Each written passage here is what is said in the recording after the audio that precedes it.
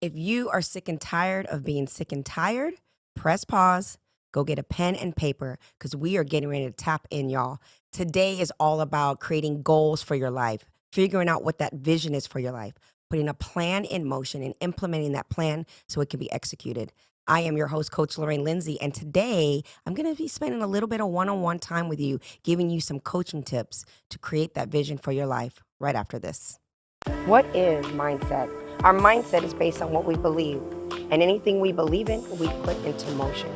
I have spent my life putting the mindset of perseverance into motion, and now I am here today to share my journey along with others whose mindsets have changed the course of their lives. Hi, I'm Mindset Coach Lorraine Lindsey, and I believe that if you can change your mind, you have the power to change your life. So are you ready?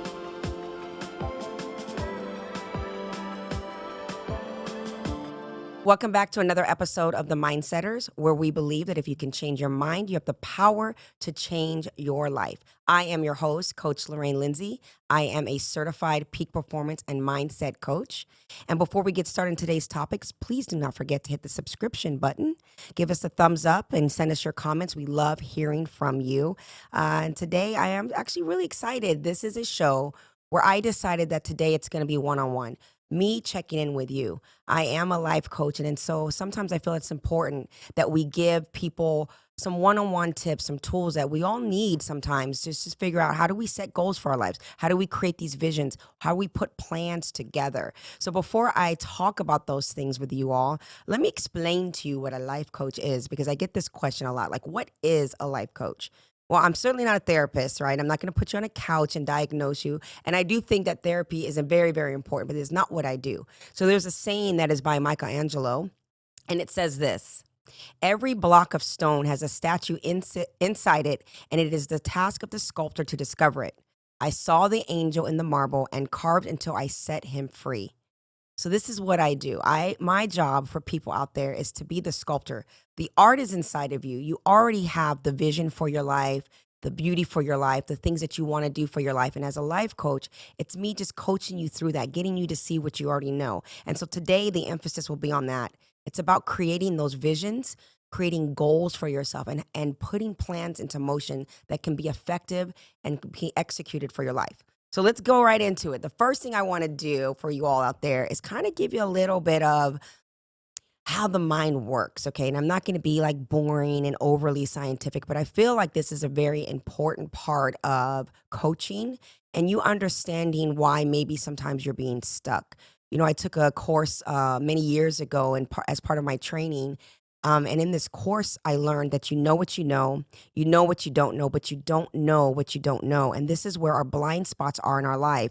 Often when we're trying to figure out life, we have the elephants in the room and the obvious problems, some things that are like symptomatic, but we don't know what it is that is keeping us stuck. And so if we understand how our mind is working and what our belief system is, sometimes it's just about tapping into that and understanding what you're currently focusing on so you can shift your focus. So how does this beautiful brain work? So you've got two components, okay? And again, I'll just go over this really, really quickly. You have two components to your brain. You have the new brain and you have your old brain. So years ago, I took a class and there was a guy that was explaining this to us, and he referred to the new brain as the captain and the old brain as the crew. Now, your new brain is your two hemispheres that have all your cognition, right? It is what you use to create your identity construct. It's me telling you I'm Lorraine Lindsey. It's me telling you the story of my life. It's me judging and looking and perceiving through the lens of my experience. It is all of the conversation and the chatter that's inside my brain. It is the thing that gives orders to the old brain. So the captain is who I think that I am and how I'm perceiving life. So captain taps in when I'm afraid, and captain taps in when I have abundance. And then depending on what we're focusing on in our lives will dictate how we march through life. The old brain is your reptilian brain. Some people may have heard this before, but your reptilian brain is basically your emotions. It's your adrenaline. It's your fight or flight. It is the thing that is helping you to survive. It is literally taking in data all day long. independent of whatever your cognitive ability is, it is constantly taking in information everywhere that you are because it needs to know if there's an order to run or to fight. And so it doesn't understand and comprehend words, it just triggers emotions. And those emotions get triggered with adrenaline, with endorphins and things like that. So that's a little brain 101. So as we go through setting up goals today, I want you to think about when the captain gives an order and the demand or the obedience that the crew gives. And what I mean by that is if I say I can never amount to anything in life, that is an order. If I say to myself, I am not enough, that is an order. The captain gives an order. The crew says, well, I have information that supports that belief system, and the crew will look for information to support the captain's order. You will not make you a liar. And so it's about shifting our focus. Okay. So then, what is it we're focused on?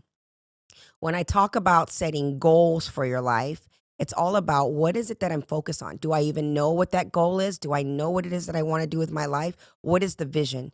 Because truly, you have to be able to see a thing in the mind's eye first before you will see it come into fruition into your real life. When people talk about this manifestation of things, it isn't that there's necessarily a real like genie in a lamp and you rub it and you manifest it. It's like, no, I believe this. The captain was given an order that said, I believe this for my life. The crew says, aye, captain, and it looks for those things so it becomes a possibility. And that is what manifestation is. Again, fear is like this. It's either you're forgetting everything and running, right? Or you're saying, I'm going to face everything and rise. Again, it's the way we focus. If I have a goal and a vision for my life that says, I want to be X, Y, Z, or I want to have these things for my life, I can either run from that because I don't think I'm enough, I don't think I belong, or I feel that I'm alone in that. Or I can say, you know what, I'm going to rise up, that I believe these things are possibilities for my life. And how do I tap in and find the resources to get there? So here's a little cute illustration of the fight or flight that's in us. It's how we feel about things. This is so important. How we feel about what is happening dictates how we approach what is happening. So for someone who's going to stand up and fight for their vision, they're going to fight, they're going to face it, they're going to conquer it, right? There's nothing that's going to get in my way of this vision that I have for my life versus the person that's running and it says, sorry, give away, retreat, discard, remove yourself, give up, move on. So where are you at in your life? So here's the two things I want you to focus on before we go into how we're going to create these visions for your life. There's two ways to look at things.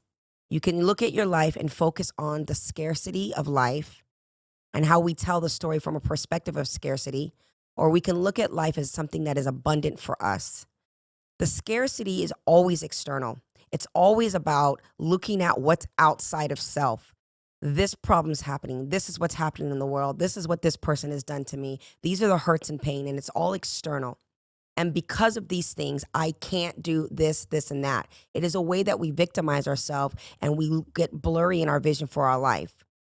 We have a choice to look at scarcity, which ignites fear, which creates you to flight and run away.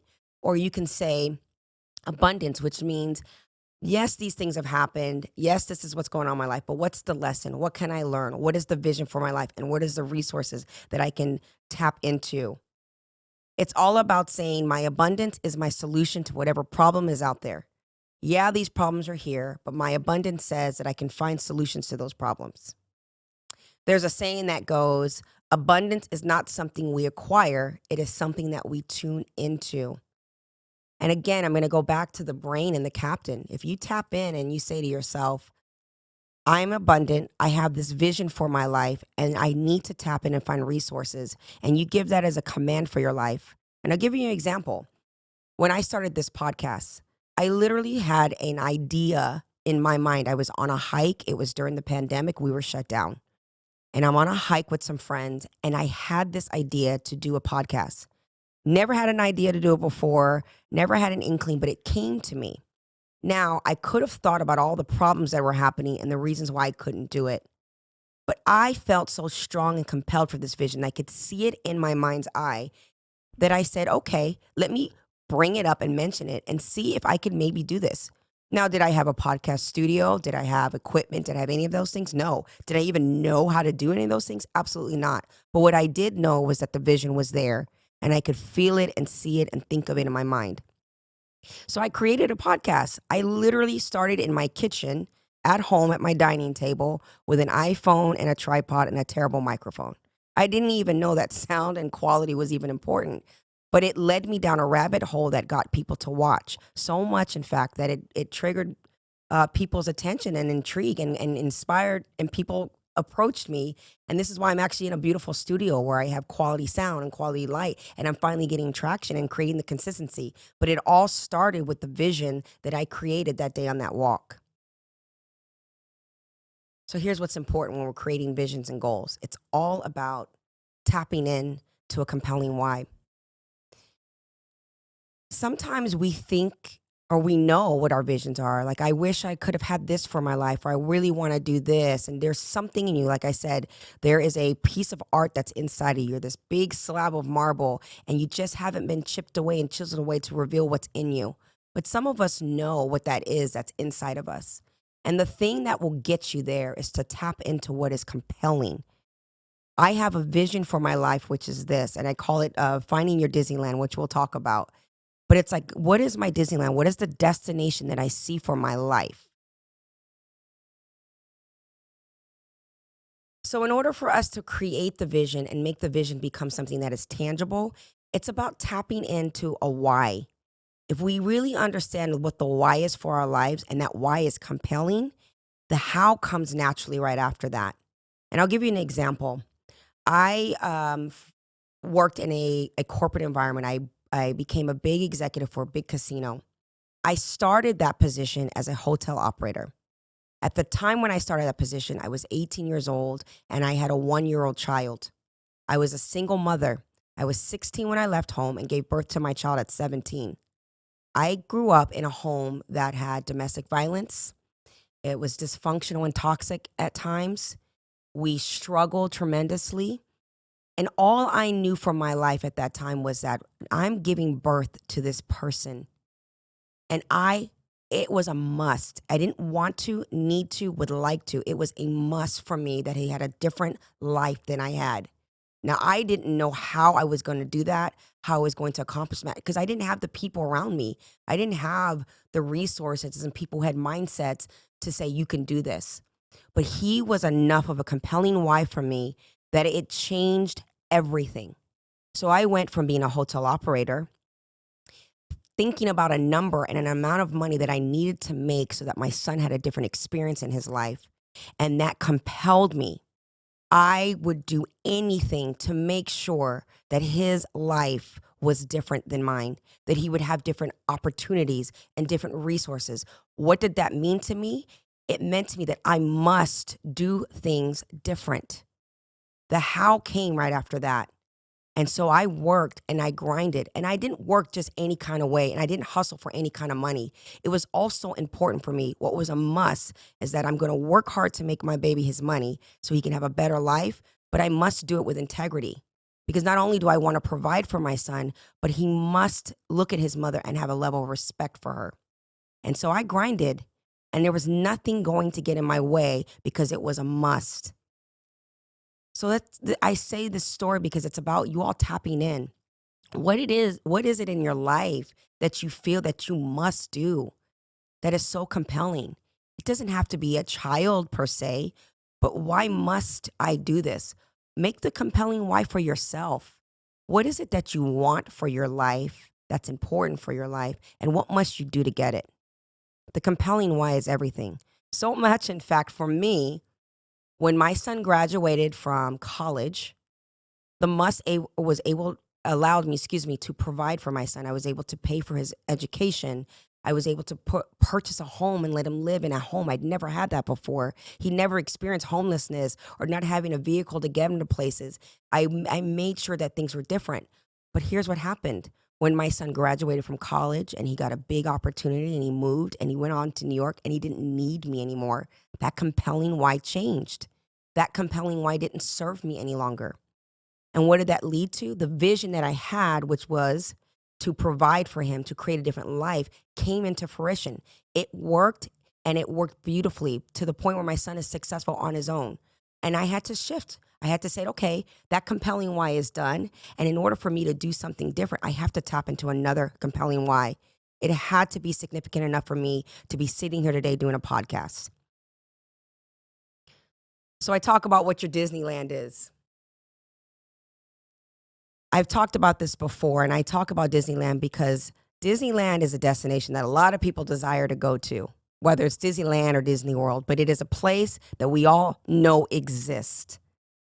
For me, I always ask people, what is your Disneyland?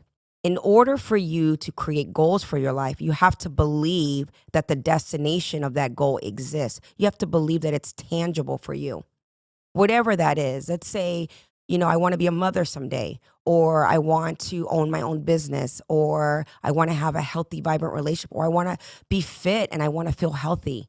You first have to believe that that is a destination that you can get to. It can't be that it's an idea in your head that you don't think is real. If I know that Disneyland is a destination that I want to get to, I know that I can get there, but it's a matter of planning the journey. How am I going to get there? And so tap into your compelling why and then think about what it is. What is your Disneyland? What is it that you want for your life? This is the vision that I'm talking about. Now, what are the goals? I want to go to Disneyland. Now, what is my goal? First thing I have to do is I got to figure out how am I going to get there? So I live in Las Vegas. I'm referencing Disneyland. That's in Anaheim. And this is a metaphor, it's an example. If I want to get to Disneyland, I have a choice. I can drive there. I can fly there. If I really want to, I can walk there. And some of you might be walking to your Disneyland, and that's okay. But it's about choosing the path and the way in which I'm going to get there. So this is how we set goals. Now I want to get to Disneyland, and I'm going to choose, all right, I'm going to choose to drive. Now I'm going to look at how long it's going to take me to get there. Well, from Las Vegas to Anaheim, it's going to take me about 4.5 hours to 5 hours, depending on how fast I'm driving. That's a goal and that's a plan. The second thing is, who am I going to take with me? In order for me to get to my destination, my vision, my purpose, what I want for my life, I have to be also mindful of who I'm taking with me on that journey. If I'm driving to Disneyland, do I want somebody in the car that's going to complain the whole time? Someone that's going to make me want to turn around and drive and go back home? Do I want someone in the car with me that if I happen to get a flat tire, that they're not willing to get out there and help me change that tire? You have to be very mindful, and when you have a destination in your mind, that you take the right people with you. And sometimes the journey is about taking it by yourself. Again, I can get in that car, but if it's compelling for me to get to Disneyland, then I can get there with or without you. The next thing is the resources. Well, what is it going to take? Well, I need a vehicle. How much money is it going to cost me? Well, I'm going to look at and see what it's going to cost me to put this thing together. And that's what our setting goals is all about. Again, I'm being redundant, but it's about looking at your life. The vision is my Disneyland. How do I get there? I'm going to take a car. What are the things that I need in order for me to go? I'm going to need a vehicle. I'm going to need the right people with me. And then here's the thing. If your why is compelling, if you've been planning all this time to get to Disneyland, things will happen. Maybe there's a car accident. Maybe there's a detour. Maybe it's going to take you longer than you think. But if you get on that road and head to your Disneyland and you know that Disneyland exists and you can envision and imagine how wonderful it's going to be when you get there, is it really going to matter that there's a detour? That if those 5 hours turn into 8 hours? When you put a plan into motion, it works and it's effective. And it's about making sure that when you're putting these things in motion, that you create an effective goal. What do I mean by that? If I want to get to Disneyland, I can't drive to Disneyland going in the opposite direction. That is a plan that does not work. That can't be a goal for you. So when we sit down and we think about what we want and how we're going to get there, when you're putting your plan together, make sure that that plan is effective. I can't drive in the opposite direction of my destiny, because then you're never going to get there. And this is how a lot of us get stuck. Sometimes we get on the road and we're driving around in circles and we're getting nowhere. So it's about tapping in. So again, how do we make the plan? I want to get to Disneyland. My vision is I want to lose weight. My vision is I want a new job. My vision is I have a new purpose for my life. My vision is you fill in the blank. I know that it's there, and my compelling why is what? Why am I so compelled that this is my vision for my life? What does it mean to me if I make that a thing? Now we put a plan into motion. And that includes you tapping in and asking yourself, well, what's stopping me? What is it that I'm afraid of? What are the things that people have told me? Who are the people that I'm listening to and talking to? Sometimes when you have a new plan for your life, you got to row your boat, get on the island, burn the boats, and don't tell anyone. Just be focused. Know that what you want exists. The next thing is, when do you do it? And there's a saying that goes, if not now, then when? I read something recently. It was a quote that said that anxiety comes when we are focused on the future.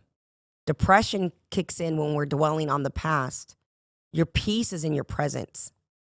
And so when we are thinking about visions for our lives, for some of us, they seem unattainable. They seem grandiose. Or we look or we're dwelling in our lives and we get anxious about that, right? And then sometimes we're just dwelling on our lives. "Ah, I should have done it sooner. I'm too old now. It's just too hard. The people around me, my family, and we have all these reasons why, and then we get down on ourselves. My mother always told me I wasn't enough, or my dad wasn't there, or whatever stories we attach ourselves to. And you have to remove yourself from that. You have to walk away from that knowing I am deserving of this. I am enough. This destiny is in me. I can see it. I can envision it. It's compelling for me. And that wouldn't be in you if it wasn't something that you could have. And so it's about saying, I'm going to do this and taking action now. Whether it's the smallest thing or the biggest thing, there's always something that you can do now to go towards your Disneyland. And that means booking the hotel room, so to speak. If that means writing out the plan, which we're doing today, there's always something that you can do now. Here's the key. We can like to do something, need to do something, but again, until it is a must that we do it. So how do we create must for our lives? Start off small. Think of 3 things that you can do for your life that you can say, I must do this every day. Does that mean maybe for you, it's like, you know what? I need to work on self-love. I need to connect with my higher power, my higher being. I need to connect with God. Maybe your must is, I must start going to church. I must start praying every day. I must start meditating. I must take some time for self. Figure out what you must do for yourself. Maybe if there's a goal that you have in mind, a vision you have in mind that's towards a business idea, then what must you do every day towards that business? I must make a call. I must research this. I must contribute in some way. Figure out what you must do and start doing that now. There's a book I'm reading right now, which is called The Slight Edge. And I really love this book because of this. And there's a quote from the book that says, consistently repeated daily actions plus time equals inconquerable results. This is powerful. Even the word itself, inconquerable, is incredibly powerful. Why? Because we don't have to do big things to get to where we want to go. It's about being consistent in your actions and giving yourself the time needed to get there. Like I said earlier, I started a podcast in my house with a phone and a terrible mic. I believed in it. Why did I believe it? What was compelling for me is I believe that I've been through certain things in my life that I've overcome because I had to shift my mind. And when I started to realize that by shifting my mind, things were happening for me and against me, and being able to see that, I wanted to share that message with everyone. Because in my personal life, I was always talking to people who were stuck in mindsets that they didn't see. And when I started doing my work, it compelled me to want to help other people. That was my compelling why. My compelling why is, how do I get my message across if it's just one person or 10 people or maybe one day millions of people? All I know was it was compelling for me. I believed in the message. And so I started with a podcast that I had no idea what I was doing. It's the little things, that little consistency that I did that I felt that I must do. It was fun. I enjoyed it. I believed in it. I have the destination in mind. My Disneyland is very clear to me. But every little thing that I've done through time definitely has created inconquerable results for me. Some of it more than I even could have imagined. One of the last things I want to say to you all is this. When we are going through life, there are things that will set us back. There will times that we have avoidance in our lives. There are times when we will question whether or not our vision is real or silly or unattainable. You'll go through things like that all the time. You will have naysayers, trust me. Even when you get a little bit of success and a little bit of things behind you, whether it's a weight loss goal or it's a great relationship, you're always going to find the people that will oppose your personal growth. And then also for yourself, sometimes your worst enemy is you. And just be honest with yourself during those things. And when you have those setbacks, because people ask me this all the time, how do you overcome those hurdles? For me, there's two things. It's growth and contribution.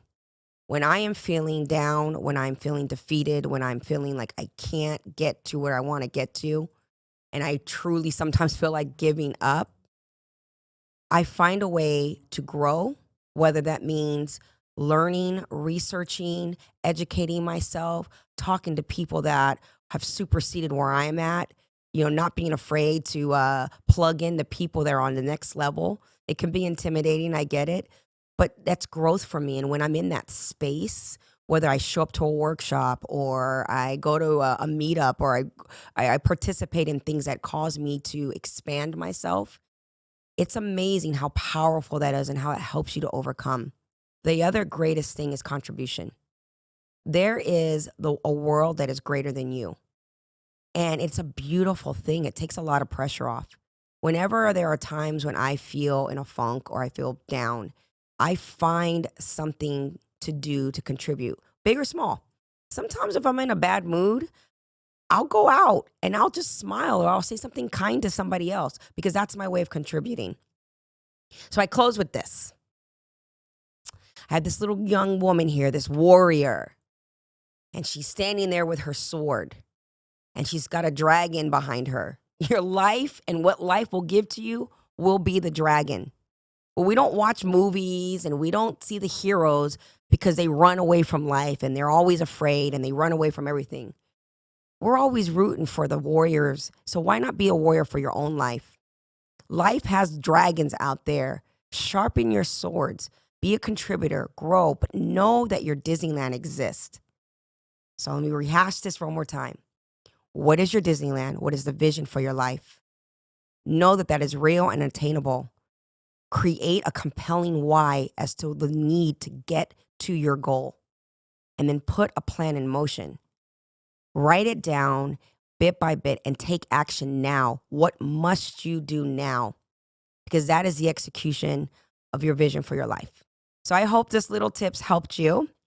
Again, I just feel and I'm very compelled because I believe that. And if you guys have any questions, if you ever want to talk to me, please get in touch. I'm at CoachLorraineLindsey.com. Don't forget to hit the subscription button. And again, I hope this helped. And until next time, y'all. Ciao.